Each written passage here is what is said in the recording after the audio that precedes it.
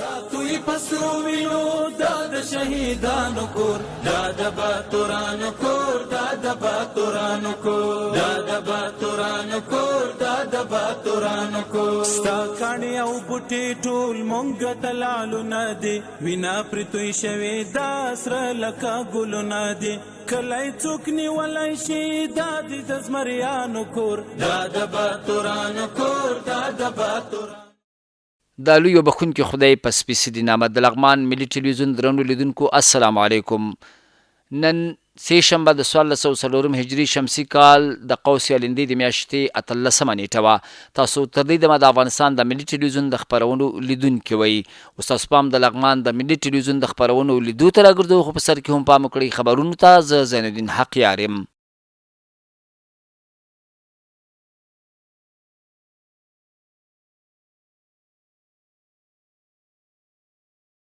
بسم الله الرحمن الرحیم.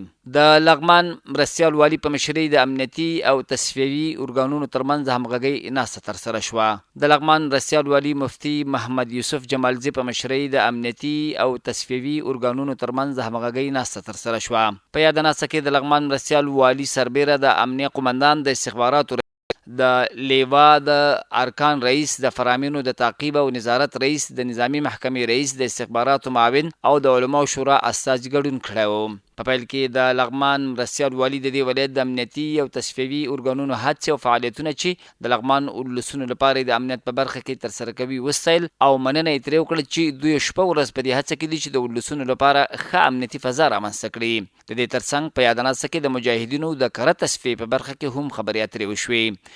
په ورته مهال د بیلابیلو امنیتي او کشفي ادارو مسؤلینو خپل امنیتي ګزارشونه او لاسته راوړنې د لغمان له مرستیال والي سره شریکې کړي او ډاډ ورکړه چې په دې ولایت کې د امنیت د لا ښه والي په موخه ټول امنیتي او کشفي ادارې ولسونو ته د ډاډمنې امنیتي فضا په برابرولو کې هلې ځلې کوي تر څو ولسونه په آرامه او ډاډمنه فضا کې ژوند وکړي.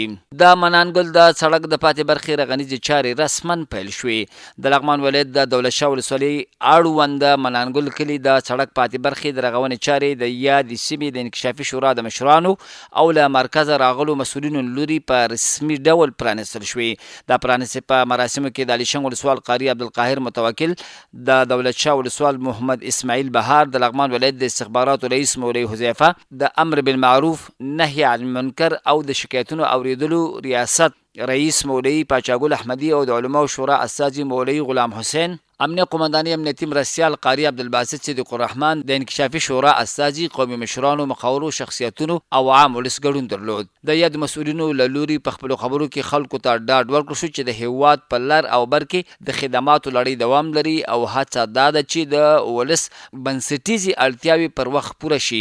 هغوی د ولس د یووالي، همکارۍ او ملاتړ ستاینه وکړه او ویل چې پرمختیایي پروژې هغه مهال کامیابیږي چې حکومت او ولس په ګډه کار وکړي. د منانګل د سیمې د اوسیدونکو په استازیتوب مولوي ګل عالم د سړک د رغونې له پیل څخه خوښي وښوده او د راغلو چارواکو له هڅو او پاملرنې مننه وکړه. د فرجغان ولسوال د لغمان ولایت د اقتصاد رئیس سره وکتل. د لغمان ولایت د نوي تاسیس شوي فرجغان ولسوالۍ ولسوال مولوي عبدالمؤمن منقاد د لغمان ولایت د اقتصاد رئیس مولوي جان محمد حامد سره د همغږۍ او د یادې ولسوالۍ د ستونزو د شریکولو په موخه وکتل. د فرجغان ولسوالۍ ولسوال نوموړي سره د خلکو ستونزې شریکې کړې او زیاته کړه چې د ولسوالۍ د نوي تاسیس له امله تر ټولو جدي اړتیاوې د سړکونو نشتون، د خدماتي ودانیو کمښت، د ښوونځیو او روغتیایي مرکزونو محدود امکانات، د پاکو اوبو د لاسرسي کموالی او په ځینو برخو کې نورې ستونزې یادې کړې. ولسوال زیاته کړه چې دغه حالت د خلکو ورځنی ژوند، تعلیمي بهیر او اقتصادي فعالیتونه له ستونزو سره مخ کړي او عاجل مرستې او همغږي غواړي. د لغمان ولایت اقتصاد رئیس مولوي جان محمد حامد د فرجغان ولسوالۍ ولسوال ته ډاډ ورکړ چې د فرجغان ولسوالۍ غوښتنې او ستونزې به د اقتصاد ریاست د کاري پلان په لومړیتوبونو کې وي. هغه ویل چې د ولسوالۍ د خدماتي زیربناو د پراختیا، د سړکونو د سروي او جوړولو، د اوبو رسونې د پروژو او د ټولنیزو خدماتونو د ښه والي لپاره به اړونده ادارو او مرستندویه مؤسسو سره همغږي وکړي تر څو یادو ستونزو ته رسیدنه وشي.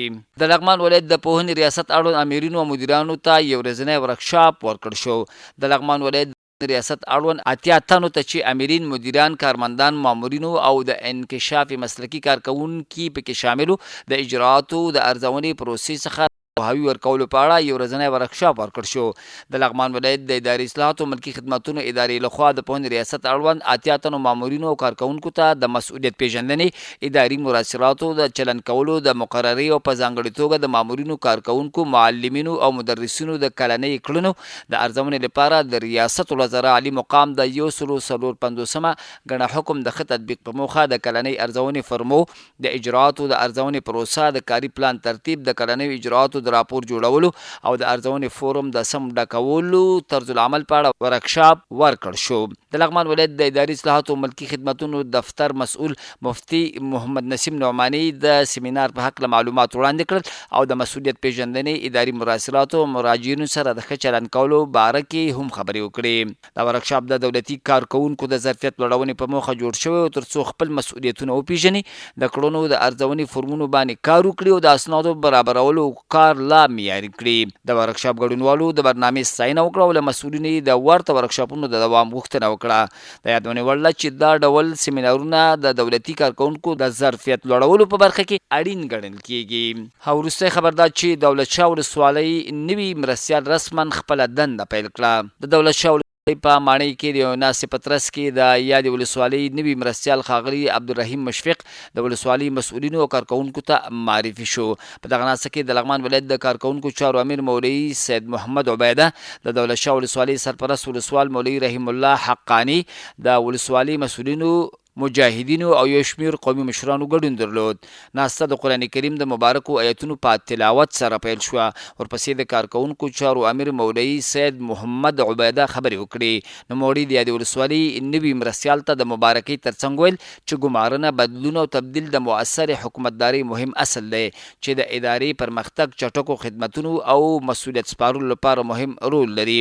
هغه د اطاعت، امانتدارۍ او مسؤلیت پالنې ټینګار وکړ. وروسته د دولت شاه ولسوالۍ سرپرست ولسوال مولوي رحیم الله حقانی نوي مرستیال ته د ښه راغلاست ترڅنګ ویل چې د ولسوالۍ د ټولو کارکوونکو لخوا به ورسره پوره همکاري کیږي او ګډ کار، همغږي او ژمنتیا به د ولسوالۍ د چارو د ښه والي لامل شي. همداراز د ولایت مقام د ګمارنې او سوانحو مدیر روخان صافي د کورنیو چارو وزارت له لوري د نوي مرستیال د تقرر مکتوب ګډونوالو ته ولوست. ناسته د اسلامي امارت د پیاوړتیا، د هیواد د سوکالۍ، سولې او پرمختګ په دعایي سره پای ته ورسېده.